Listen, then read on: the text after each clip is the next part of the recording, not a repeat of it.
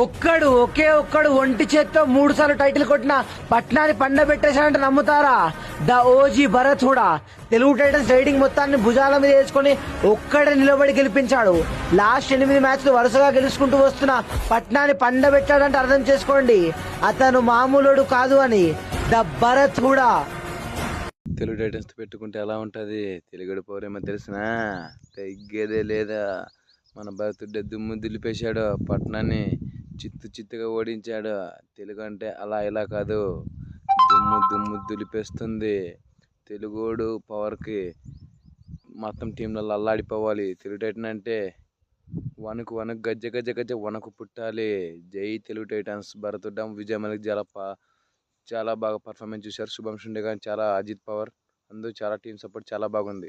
జై తెలుగు టైటన్స్ అంతా కామెంట్ చేయండి ఫ్రెండ్స్. సూపర్గా ఆడింది. జై తెలుగు పవర్ అంటే